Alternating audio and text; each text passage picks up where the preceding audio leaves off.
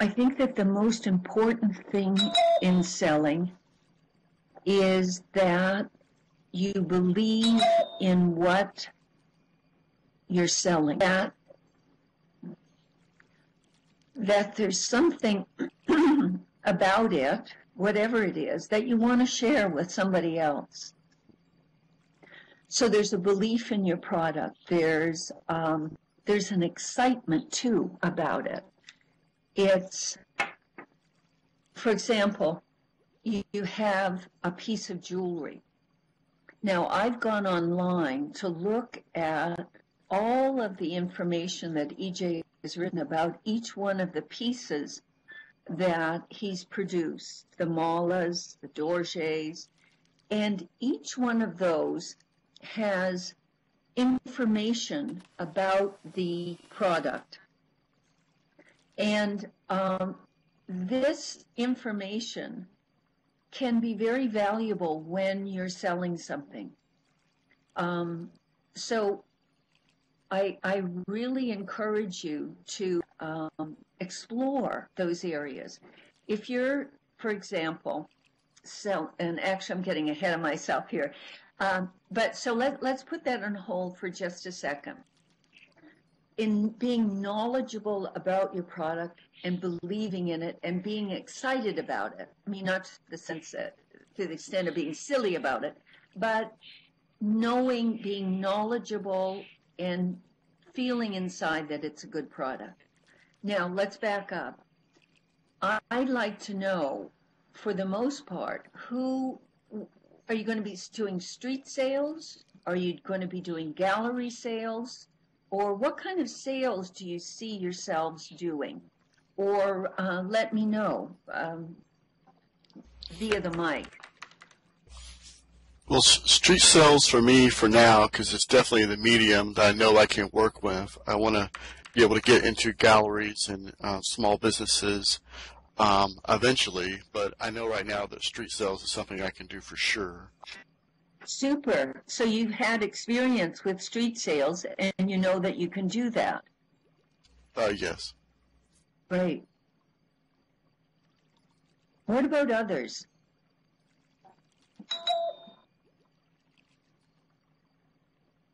Nice, nice.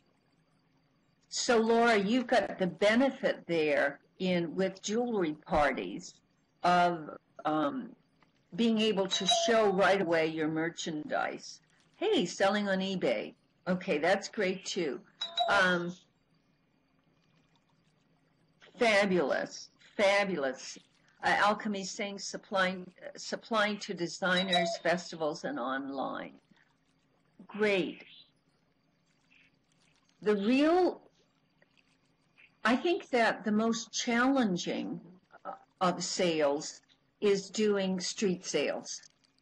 Because for street sales, I don't know if you've heard Dr. Paul talk about his selling of cards, Dr. Paul Swanson. He does a fabulous job on that, and maybe that's something that you would want to pursue. But in a street sale, you get your customer's attention.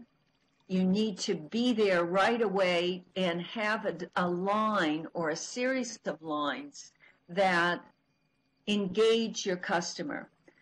Don't forget, these people are in their own world and they're traveling at a certain speed, and you're coming into it with a disruption.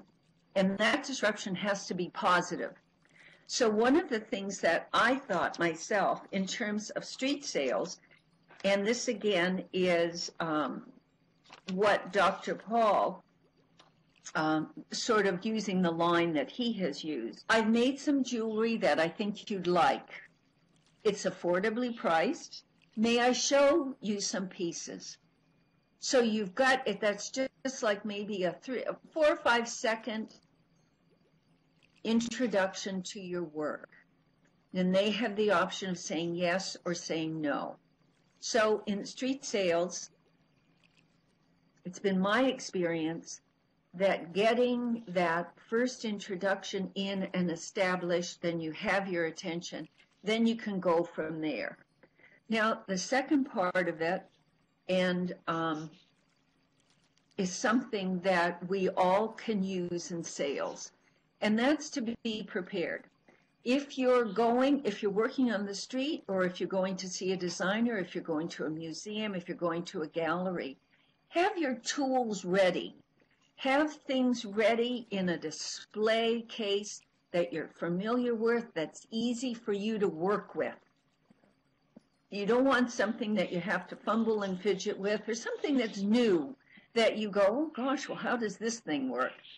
You want to be able to be familiar with it and know that, you just unzip it or whatever, and that's how that works.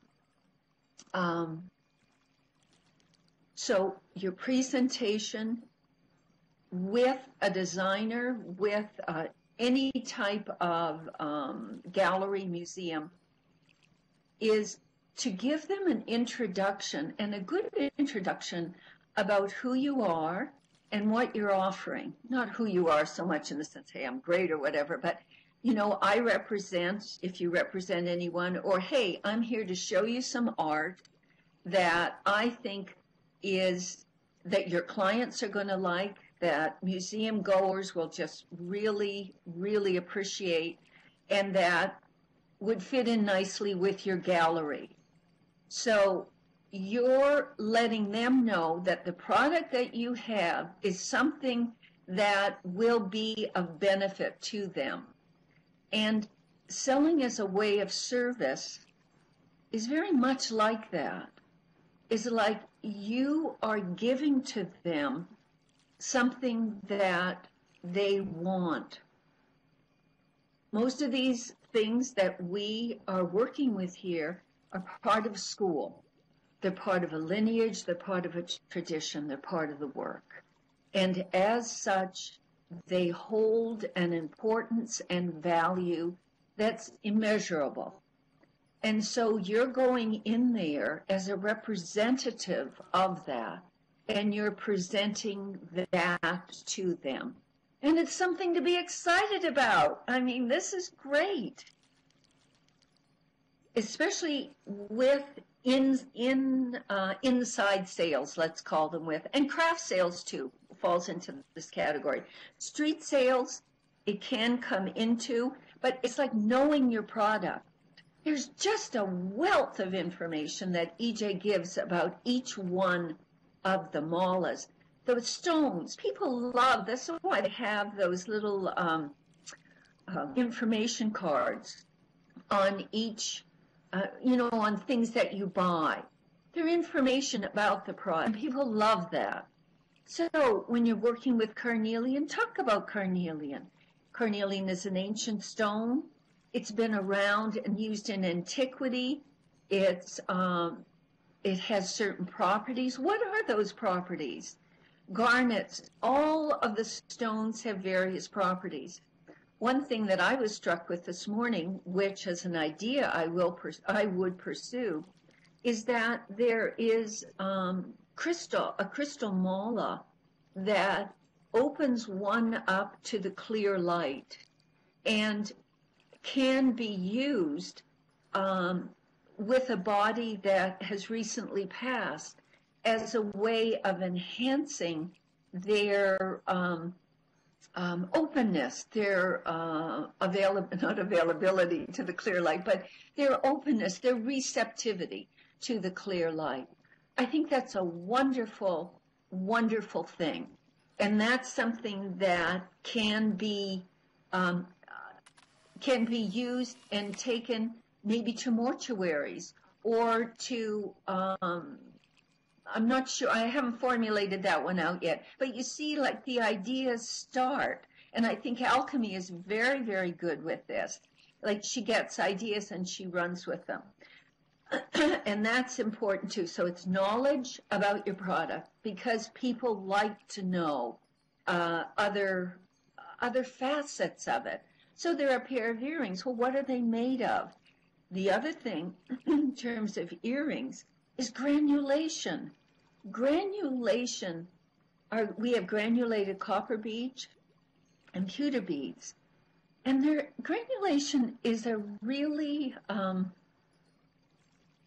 it's an ancient art. It was started by the Etruscans.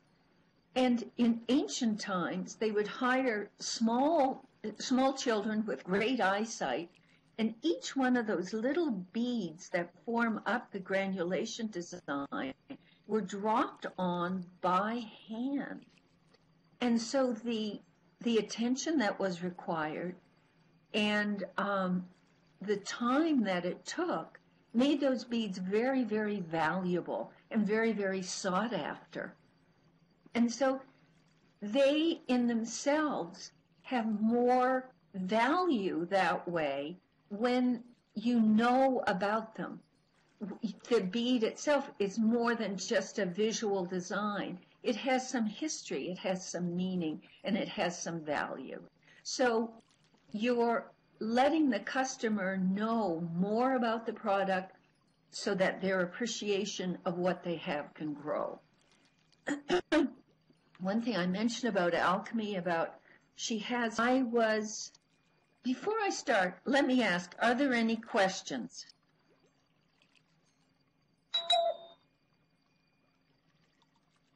No, there's just you, as far as I know. There's only one alchemy. And you are the alchemy who lives in India and who makes fabulous jewelry. Yes?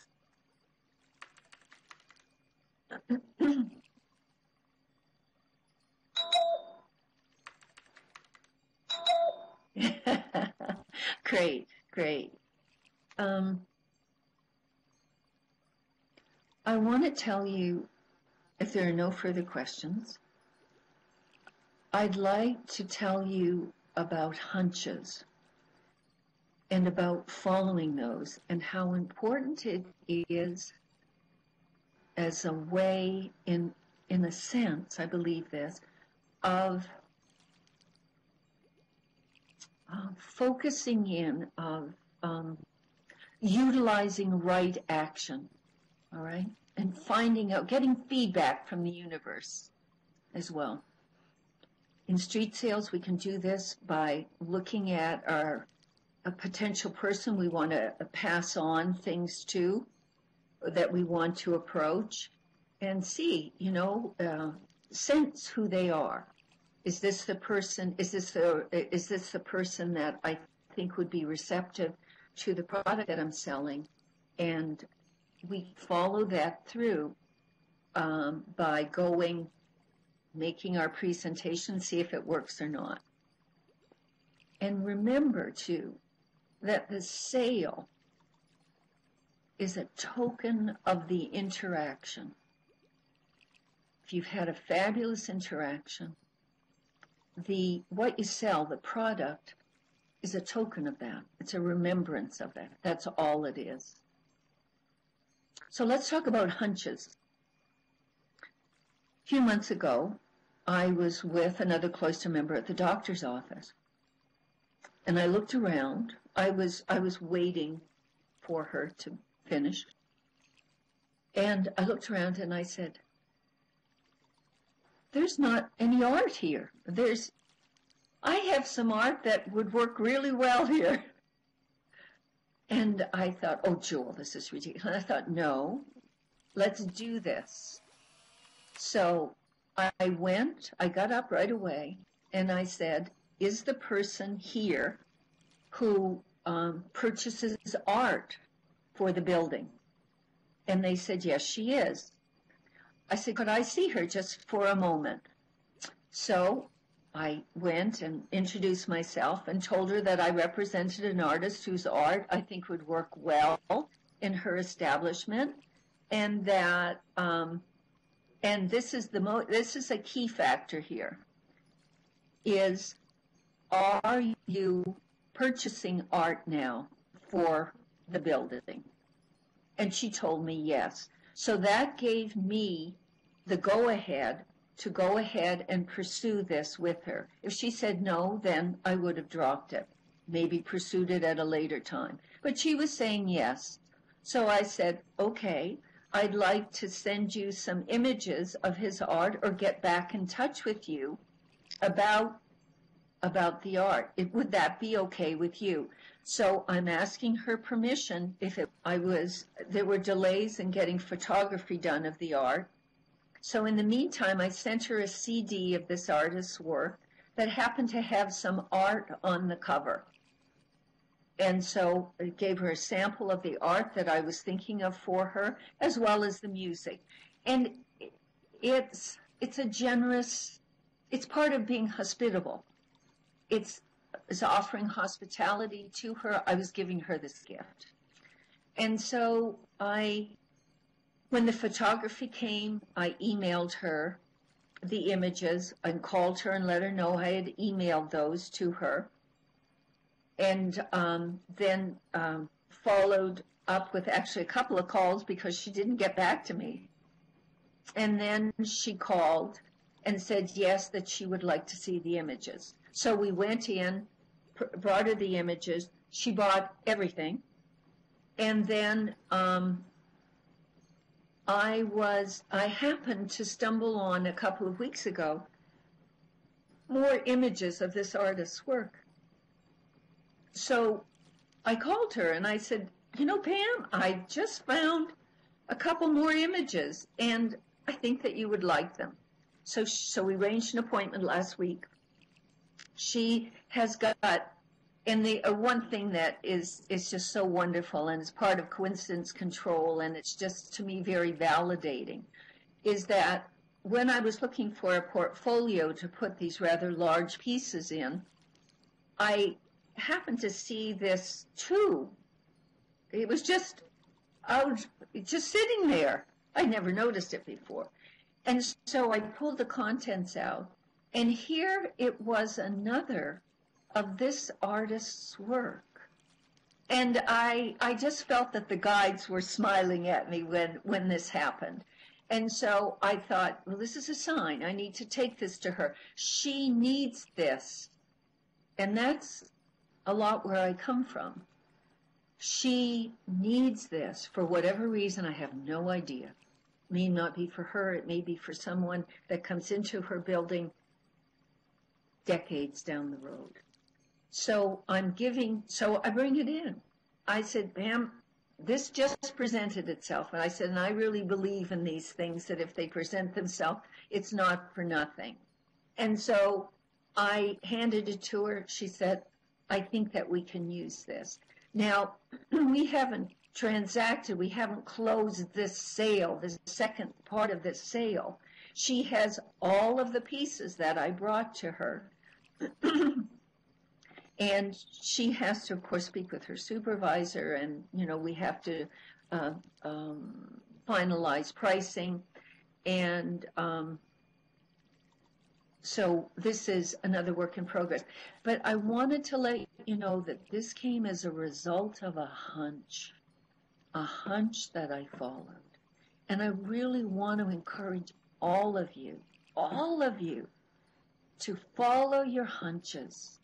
I mean, it may lead to a brick wall, a dead end, and nothing. But it's by doing that we develop our proficiency in that area.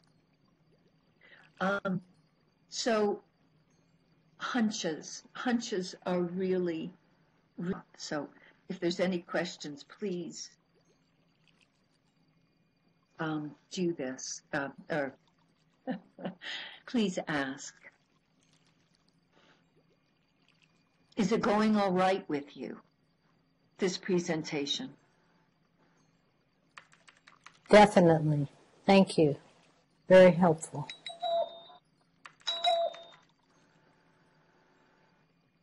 Good. Good. Okay.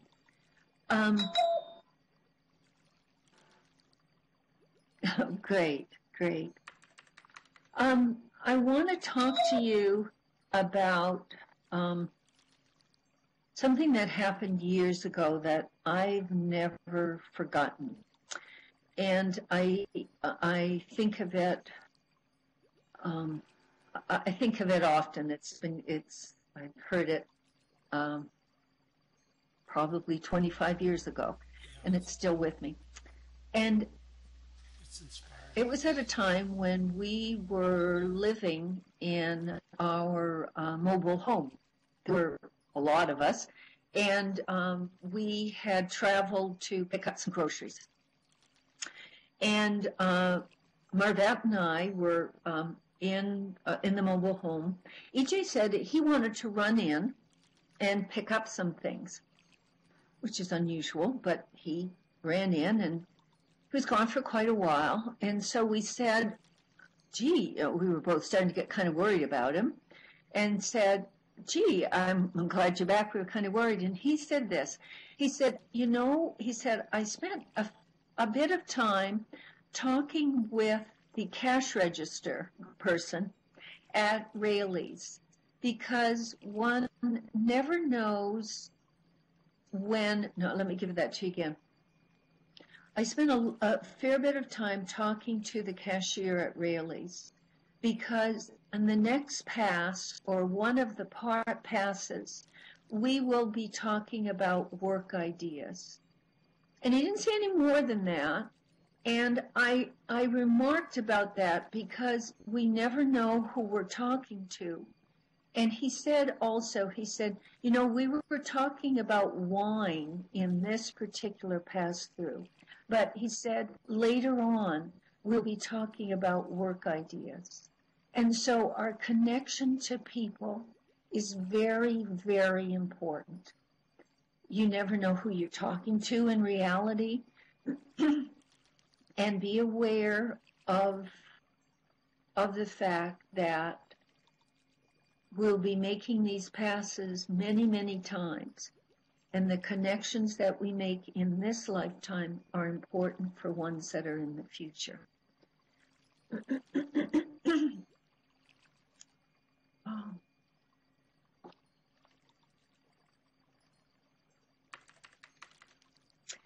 One of the fun things that you can do, following hunches, I wanted to talk about that. I've only got, it's 10 o'clock here, so I think that that we're okay in terms of time. One of the things that is really important, and this is perhaps in street sales more than anything else, and there's a gal at a shop that we go to who wears huge copper jewelry. Well, of course, she's a candidate for presenting the jewelry. It's helpful to be able, when you see somebody who has something that you know that they would like, either because they're wearing it, or if you see a woman, a beautiful woman or a man, who you feel, wow, this person should know about our jewelry. This person should know about our malas. This would really help this person.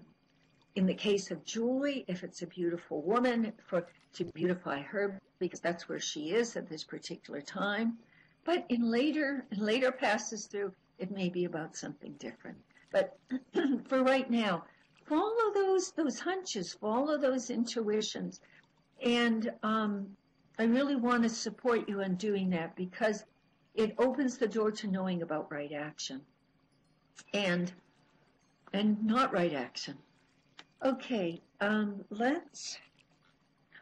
of the fun things, and this I was going to say, in terms of following your hunches, and if you see someone that you know would love our jewelry, either they're wearing it or you know that it would be a benefit to them, really approach them. The other thing is a fun thing that we did years ago, and it's matching the tone of the individual you're working with.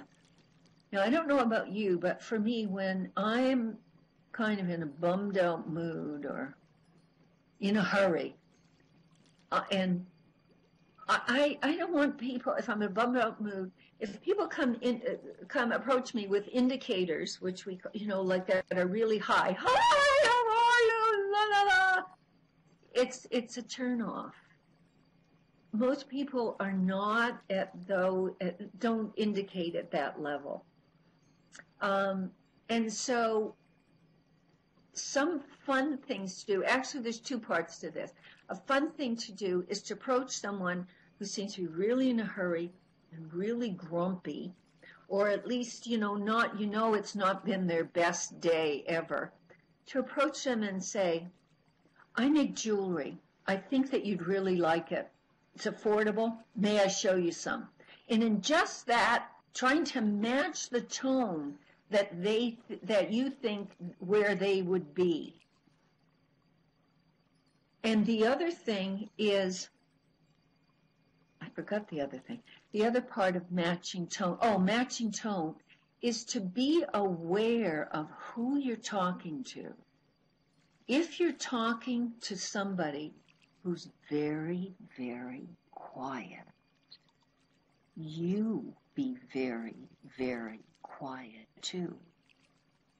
Because in all probability, they don't respond well to a high energy, loud environment.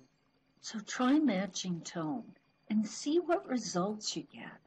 Don't forget, this is all experimental. We're trying. We're flying by the seat of our pants. Okay? So these are things that are worthwhile experimenting with.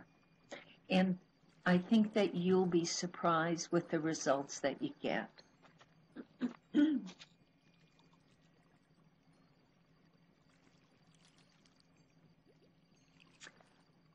One thing I can't overemphasize is being gracious. You notice for me in the introduction, and this is something Dr. Paul, if you have a chance to see any of his things, is very good at. He's very gracious. And my thing is, besides telling them that I have the jewelry, it's affordably priced, I think they'd like it, may I show it to you? May I show you some pieces? May I? May I?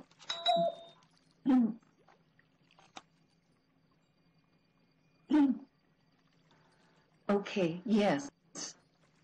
Yes, we will talk about tattoos.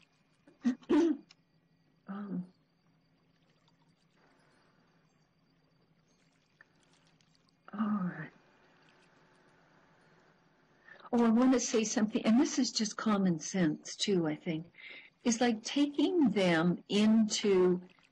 your art or your jewelry into a gallery that it would fit into. And the other thing I want to say really, really, really, really strongly is make business cards. Because whether you're on the street or you're going to a gallery, you want to hand the customer something that they get back in touch with you. People are in a hurry.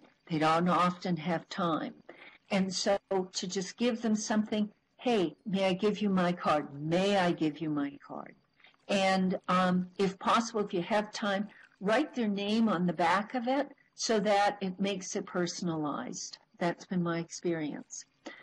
Kay is asking about selling tattoos.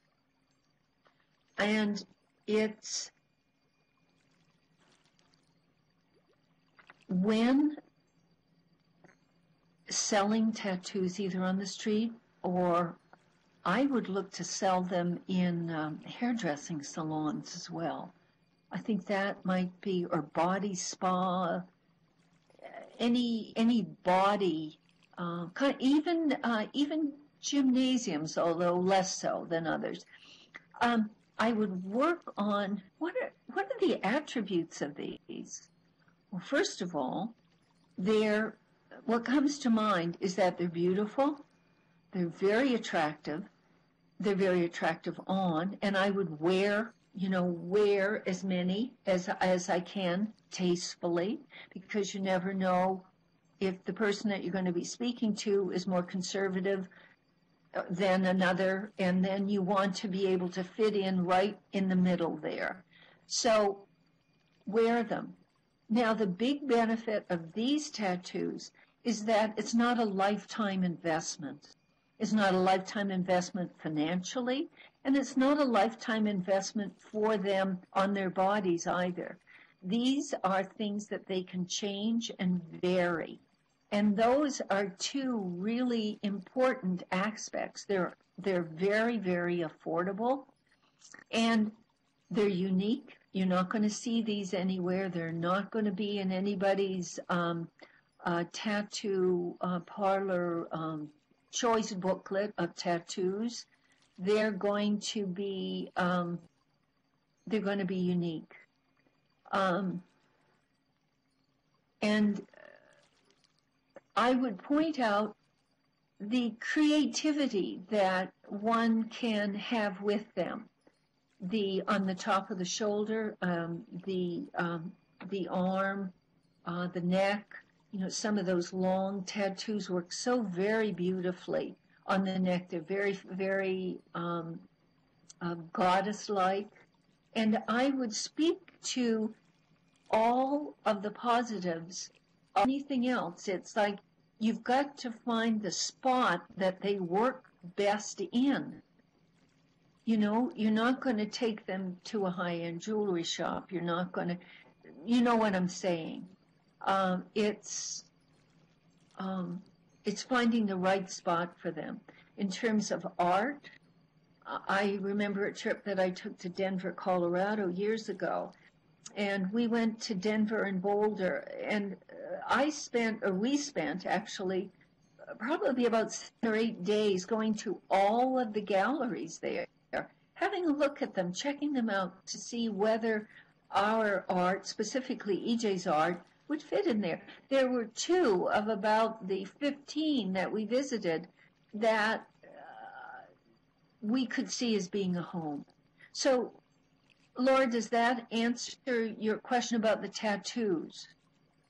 Or do you have more questions about the tattoos? No, that was helpful. Thank you very much. Okay. I have one question, if I could. Sure.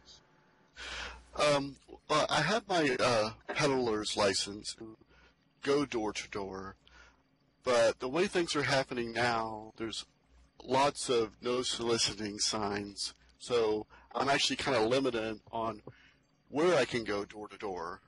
So it's not a big avenue I can explore, but still there are places that I can go. And I've done a little bit where I've used the bumper stickers, the Just Say No to Apathy bumper stickers. I figured that would be an easy way to go door to door, and I've done that a little bit. But do you have any advice on going door to door, and of the Institute products, if you had to go door to door, what might you try to present? Neighborhoods come to mind. I would check the peddler's license that you have to see. Were you doing neighborhoods, or were you doing businesses that had no solicitation signs? Well, no, at this point, any type of subdivisions pretty much have no soliciting signs. Pretty much all apartment complexes have no soliciting signs. So I'm saying it's definitely a smaller avenue, but there still are places I can go, and my peddler license does allow me to go to those places. But I would like to at least try, the places that I can go.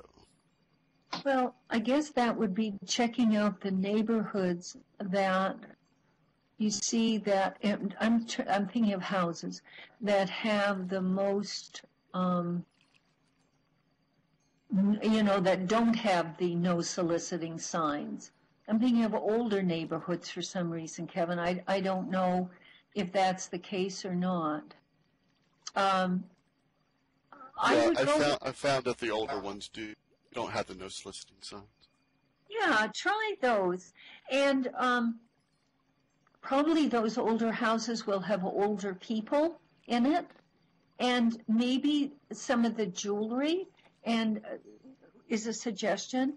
And the other and what I would do with older people is say that it makes a nice gift, because a lot of times older people aren't into collecting anymore. They've collected, they've done their thing, but they have children and grandchildren that what you're selling is really hip. The jewelry, the tattoos would be really fun. Actually, the tattoos would be really fun to go door to door with.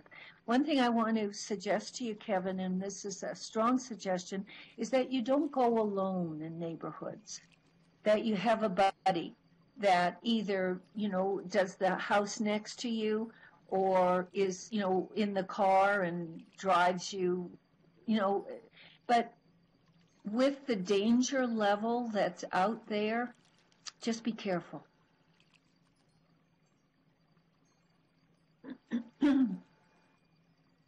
So we've got jewelry and tattoos, note cards. You want a fairly low ticket item, I would think. Yes, you would, going door to door. The other thing I want to talk about especially with street sales or door to doors, any type of outdoor sales, is that you have good presentation. Dr. Paul, again, with his note cards, has refined it so he has a packet, like a little display packet, like a photo album that he can hold in his hand, that has all of the note cards so that they're easily seen and they're easily gettable. You don't want to be fumbling around for things. I mentioned about business cards. I think business cards are really important to, it's like leaving your calling card.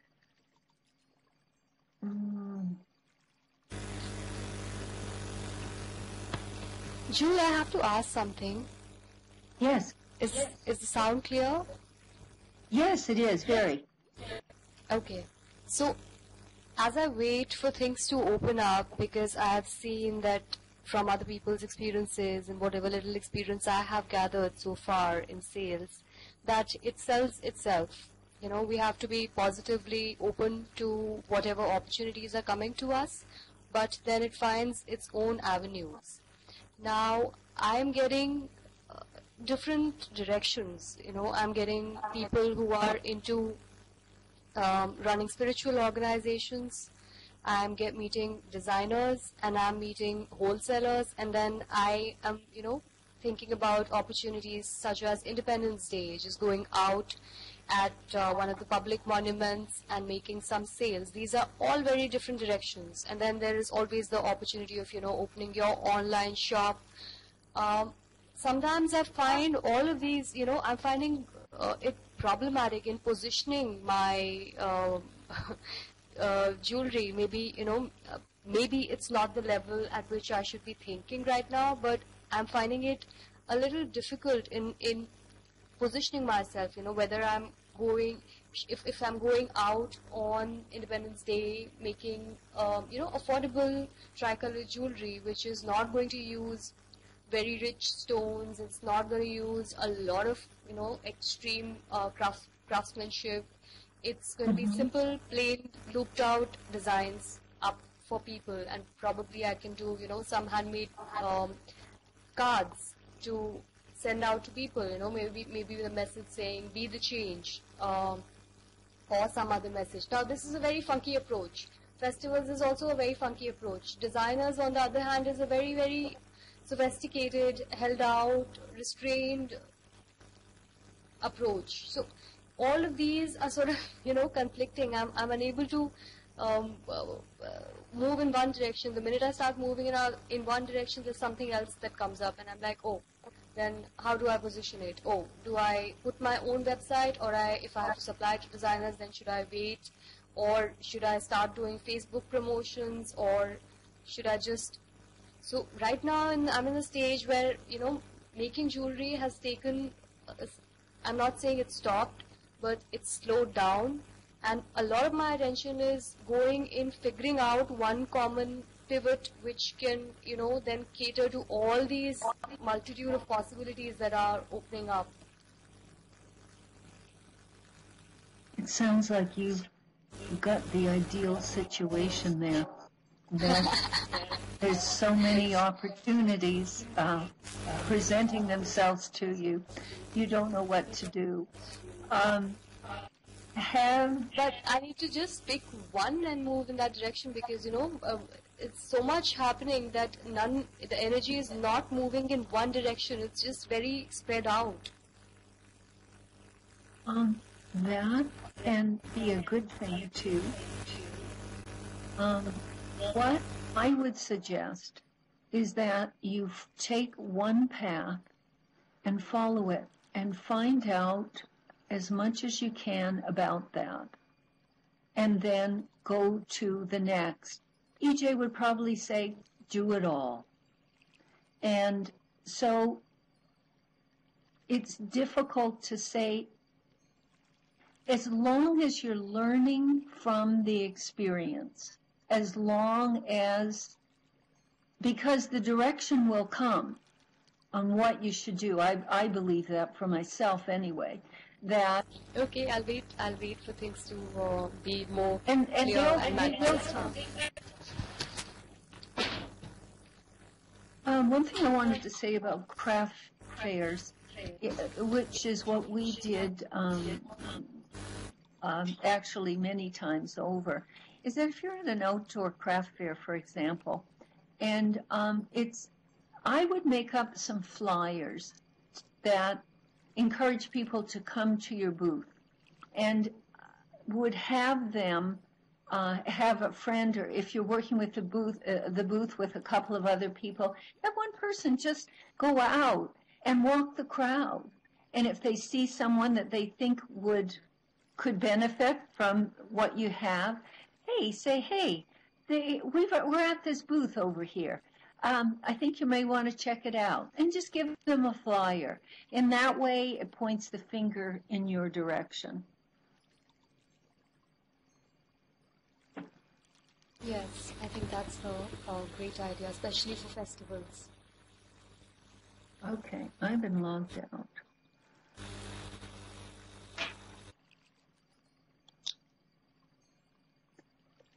Can folks hear me? Okay. Yes, just fine. We can't see you, but we can hear you. Or I can't see you. I can't see you. I don't know about others. But we hear you. But I guess I have the audio, not the video. I don't think there's anything else that I have to say right now other than what I've said. Are there any other questions? If we have would like to pursue the possibility of selling to artwork to galleries or museums and galleries, would you be available to speak with online about that? I don't want to take up time here for that. Sure. Yeah, definitely. And I'm sure Yanesh would be, actually, maybe the two of us getting together would be a good thing. And, meeting with whomever. Yes, whoever else is interested, for sure. Exactly. Yeah. Now, I don't know if Rocky is here or not, but I really want to encourage, actually, not only Rocky, there's so many of you who have done really, really, really fabulous art. On acrylic, on paper, on canvas, you've done some really great stuff. It needs to go to a gallery. It needs to be presented to a gallery so that other people can see this, other people who need it, other people who want it. So I'm not sure if the artist is the best person to take their art to the gallery or not, or if you feel comfortable doing that. But it definitely, it needs to go, in my opinion. Speaking of art.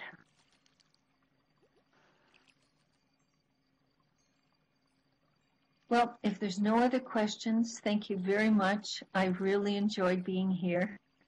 And I hope that we can do this again. And please feel free to contact me if things come up that you're not clear about or not sure about, and I will try and answer them best I can. Thank you. Thank you all for coming.